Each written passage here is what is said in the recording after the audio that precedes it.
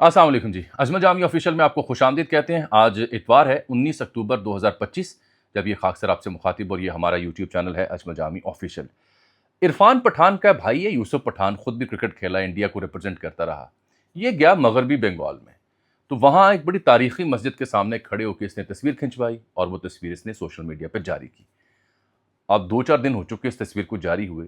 He is in trouble, بیچارہ برا پھنسا ہوا ہے، کیونکہ بی جے پی اور ہندوتوا ڈریون جو مائنڈ سیٹ ہے انڈیا میں، انہوں نے عرفان پٹھان کے بھائی یوسف پٹھان کا جینا محال کر رکھا ہے۔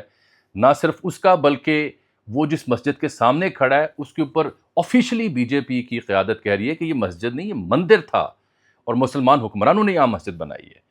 یہ جو تنازعہ وہاں کھڑا ہوا، اس کے اوپر میں تفصیل سے بات کروں گا۔ حالانکہ اسی یوسف پٹھان کا بھائی عرفان پٹھان آج کل اسے افغان کرکٹرز کی، افغان ٹیم کی بڑی فکر ستا رہی ہے، کیونکہ پاکستان مخالف ایجنڈا رکھنا ہے۔ وہاں اس کے اپنے بھائی کے ساتھ کیا ہو رہا ہے یہ اسی ذہن میں نہیں ہے۔ نو کنگ نامی احتجاج ہو رہا ہے امریکہ پورے میں، اور ٹرمپ صاحب اس سے تھوڑے پریشان دکھائی دیتے ہیں۔ اب وہ اس احتجاج کو کچلنے کے لیے ایک ویڈیو بناتے ہیں اور خود جہاز میں بیٹھتے ہیں، اور نیچے مظاہرین کے اوپر گند اور کیچڑ پھینکتے ہیں اور بڑے خوش ہوتے ہیں۔ اور یہ امریکہ کا صدر ہے، وہ ایک ایسی ویڈیو جس میں خود وہ جہاز چلا رہے ہیں وہ بنا کے نیچے مظاہرین کے اوپر گند پھینک رہے ہیں، کیچڑ پھینک رہے ہیں، اس پہ خوش ہو رہے ہیں۔ تو یہ امریکہ میں کیا ہو رہا ہے، یہ نو کنگ نامی احتجاج ہے کیا؟ کچھ معلومات اگر آپ مجھ سے جاننا چاہیں تو ساتھ رہیے گا۔ لیکن ہم ان دو معاملات پر بات کرنے سے پہلے ذرا مختصر جائزہ لے لیں افغانستان اور پاکستان کی صورتحال کا۔ تو عرض یہ ہے کہ یہ جو دوحہ میں معاہدہ ہوا، جنگ بندی جاری رکھنے پر اتفاق ہوا، استنبول میں ترکی میں 25 اکتوبر کو دوبارہ مل بیٹھنے پر بھی اگریمنٹ ہوا، میں دعا گو تو ہوں بحیثیت شہری، بحیثیت طالب علم، کہ اللہ کرے یہ امن ہو، جنگ بندی ہو، بات چیت سے مسئلے کا حل نکلے۔ لیکن if you ask me like a journalist, تو جو تھوڑی بہت میری انڈرسٹینڈنگ ہے ناقص، مجھے نہیں لگتا کہ یہ معاہدہ کامیاب ہوگا۔ مجھے نہیں لگتا کہ سیز فائر پر عمل درآمد کو یقینی بنایا جا سکے گا، کیونکہ سب سے بڑا سپوائلر اس کا ٹی ٹی پی اور دہشت گرد ہیں، جو انہوں نے رقمیں پکڑی ہوئی ہیں، جس ملک کی وہ پراکسیز بنے ہوئے ہیں، انہوں نے ان کی ٹریننگ اور ان کو پیسے اس لیے نہیں دیے کہ یہ معاہدہ کامیاب ہونے دیں۔ ان کی ساری چال اسی میں ہے کہ معاہدہ ناکام ہو۔ اس کی ایک مثال آپ کو آئی سی سی کے چیئرمین جے شاہ، انڈین کرکٹرز اور افغان کرکٹ ٹیم کی جانب سے جو پکتیکا میں 3 مبینہ طور پر کرکٹر مارے گئے، اس کے ہنگام جو آپ نے ٹرینڈنگ دیکھی سوشل میڈیا کے اوپر، وہ اس کی ایک مثال ہے۔ یہ تو اچھا ہوا کہ رات گئے، دوحہ معاہدے سے کچھ نکل آیا، اور کچھ اچھے جملے پاکستان اور افغان قیادت نے ایک دوسرے کے بارے میں کہے، ورنہ انڈیا، آئی سی سی، انڈین کرکٹرز، عرفان پٹھان، یوراج سنگھ اور دیگر، بشمول راشد خان، محمد نبی، گلبدین نائب، ان سب نے مل کے ایک تو پاکستان میں جو سیریز ہونی تھی اس سے انکار کیا۔ راشد خان نے تو اپنے نام سے جو لاہور قلندر اس کی بائیو میں لکھا ہے وہ ہٹا دیا، اور جس طرح فریمنگ کی انڈین کرکٹرز نے اور آئی سی سی کے چیئرمین نے، وہ اس بات کا ثبوت تھی کہ what exactly they are up to do against Pakistan cricket. یہ باجوڑ میں پچھلے ماہ ایک اسٹیڈیم تھا، اور وہاں پہ دھماکہ ہوا، دہشت گردی ہوئی، تقریباً پورا اسٹیڈیم ہی اڑا کے رکھ دیا گیا۔ اس قدر خوفناک دہشت گردی کی کارروائی تھی، اس میں کچھ لوگ زخمی بھی ہوئے، جاں بحق بھی ہوئے۔ تو یہ جو جے شاہ ہیں، عرفان پٹھان ہیں، راشد خان ہیں، محمد نبی ہیں، گلبدین نائب ہیں، یا جتنے بھی لوگ پکتیکا میں وہ 3 کرکٹرز کے اوپر دعائیاں دے رہے تھے، یہ باجوڑ میں جب پورے اسٹیڈیم کو دھماکے سے اڑایا گیا تو تب ان کی جانب سے کوئی ٹویٹ آیا تھا، کوئی مذمت آئی تھی، کوئی افسوس آیا تھا کہ وہاں پہ کرکٹ ہونی تھی، گیم ہونی تھی؟ تب نہیں آیا تھا۔ یہ پکتیکا والے واقعے کو انہوں نے ایک خاص رنگ دینے کی کوشش کی ہے، اور یہ پاکستان کی کرکٹ کے خلاف بہت بڑی سازش ہو چکی ہے۔ یہ لکھ لیں آپ، وہ کہ پاکستان کا زمبابوے آ جائے گا، فلاں آ جائے گا، یہ کہانی نہیں ہے۔ مجھے اپنے کھیل کے میدانوں کے حوالے سے وہ اچھی امیدیں نظر نہیں آ رہی۔ اللہ کرے میری یہ خدشات درست ثابت نہ ہوں۔ اچھا خیر، وہ معاہدے پہ واپس آتے ہیں۔ ملا یعقوب اور ان کے انٹیلیجنس چیف مولوی عبدالحق بھی وہاں موجود تھے۔ دیکھیے ہوا کیا، اس کے فالو اپ میں جو میں بات کرنا چاہ رہا ہوں، یہ F C Khyber Pakhtunkhwa south جو ہے، انہوں نے ساؤتھ وزیرستان میں، جنوبی وزیرستان میں ایک خودکش بمبار گرفتار کیا ہے، اور اس کی ویڈیو بھی اب سامنے آ چکی ہے جو آپ دیکھ چکے ہیں۔ اس کا نام ہے نعمت اللہ ولد موسیٰ جان۔ اچھا، کرکٹرز کے بارے میں ایک جملہ میرے ذہن میں دوبارہ آ گیا۔ میں چونکہ کرکٹ ویب سائٹ جو کرک انفو، اس کو میں نے کل سے لے کے آج تک بغور اس کا جائزہ لیا کہ جو 3 کرکٹر صبغت اللہ اور اکبر اور دیگر کا نام یہ لے رہے ہیں، تو وہ ڈومیسٹک کھیلتے تھے، نیشنل ٹیم کے تھے. مجھے کسی بھی افغان ڈومیسٹک کرکٹ ٹیم کے پیٹرن سکور کارڈ میں ان تینوں کا نام نظر نہیں آیا.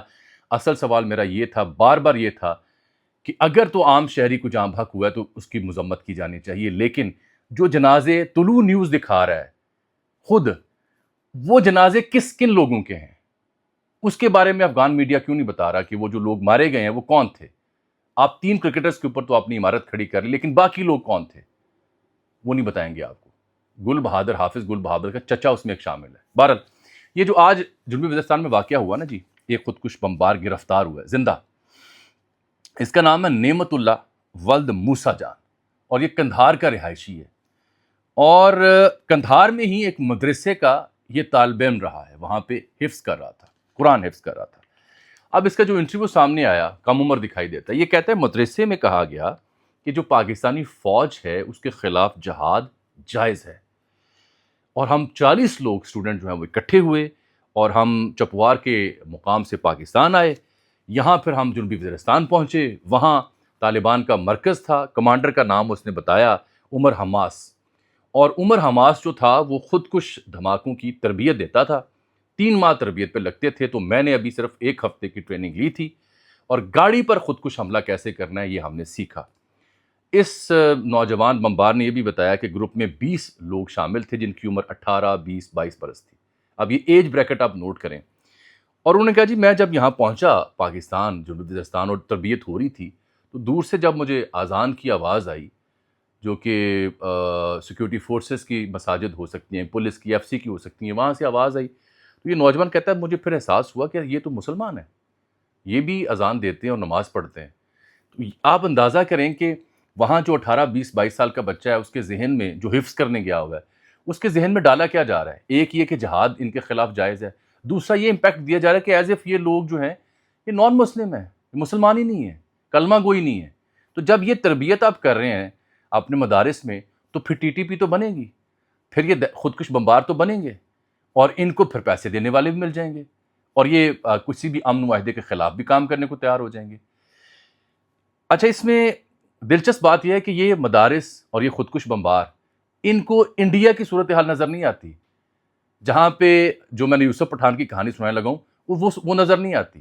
وہ ان کے خلاف جہاد جو ہے وہ جائز نظر نہیں آتا، جنہوں نے مقبوضہ کشمیر میں زبردستی حکومت قائم کی ہوئی ہے. وہ جو سامراج ہے وہ انہیں ناجائز نظر نہیں آتا، ان کے ساتھ بلکہ ہاتھ میں لا کے پینگے بڑھاتے ہیں پیار محبت کی، پاکستان کے مخالف ان کی امداد اکٹھی کرتے ہیں، وہ سب جائز ہے. تو یہ کیسا جہاد یا کیسا نظریہ اسلام ہے کہ جو مطلب نریندر مودی کو تو سلام کرتا ہے، لیکن یہاں کلمہ گو جو ہیں، اذان دینے والے ہیں، ان کو حرام قرار دیتا ہے. یہ بنیادی فالٹ لائن ہے، یہ جب تک ٹھیک نہیں ہوگی یہ ایسے ہی رہے گا. بہرحال اب میں آپ کو ذرا یہ خودکش بمبار کی تفصیل تو میں نے بتا دی ہے. اس کو گرفتار کیا گیا، اس کا جو اعترافی بیان ہے وہ بھی سامنے آ گیا.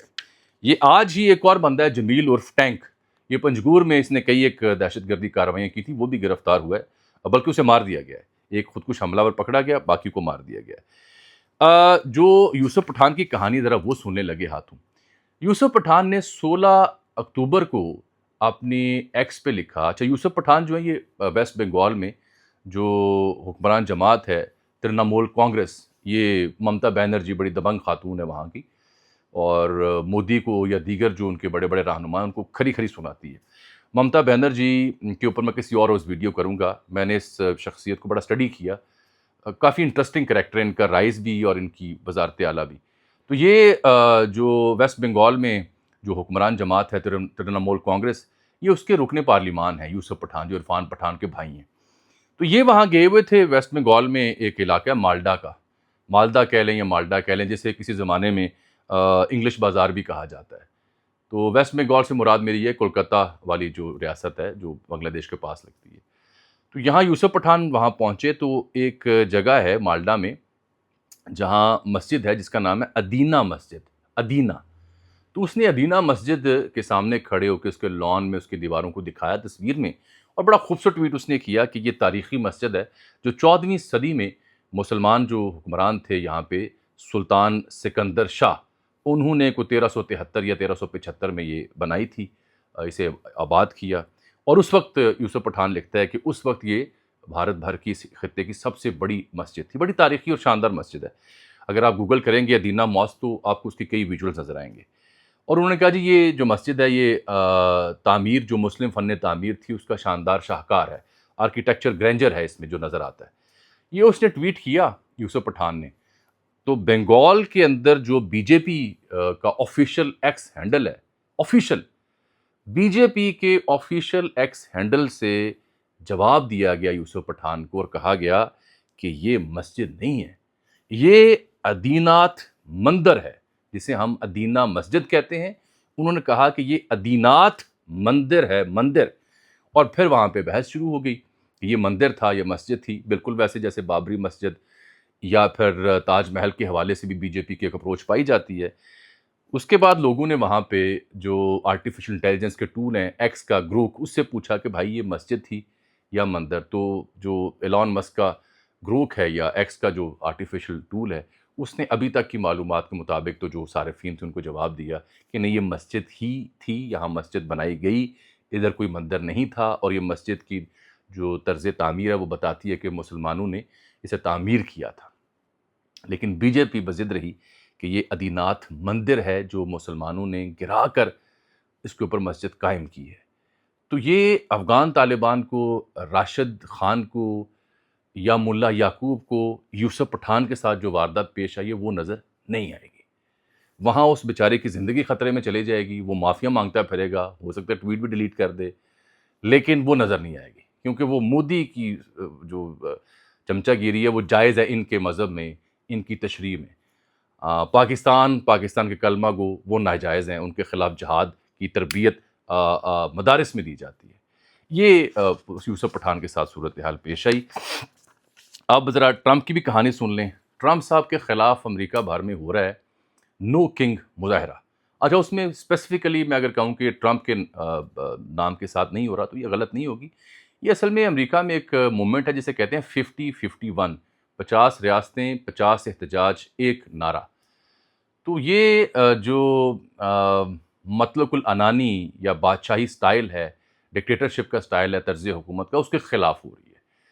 تو نیو یارک میں تو لاکھ سے زائد لوگ اکٹھے ہوئے. 5 جو بوروز ہیں وہاں پہ نیو یارک پولیس نے بتایا، سینڈی برنر سے لے کے دیگر جو ڈیموکریٹس ہیں وہ بھی ان کے حق میں بات کر رہے ہیں. یہ امریکہ کو جس طرح چلایا جا رہا ہے ٹرمپ صاحب کے دور میں، جو کائنڈ آپ سمجھیں کہ ان کو لگتا ہے کہ ایک ڈکٹیٹر کے طور پر یہ چلا رہے ہیں، تو اس کے خلاف یہ موومنٹ ہے جس کو ڈیٹیل میں کسی اور روز کر لوں گا، ٹائم بہت زیادہ ہو گیا. نو کنگ احتجاج، نو کنگ موومنٹ، کہ بادشاہت نہیں چاہیے. وہ جب احتجاج ہو رہے ہیں تو دنیا بھر کا میڈیا اس کو کور کر رہا ہے.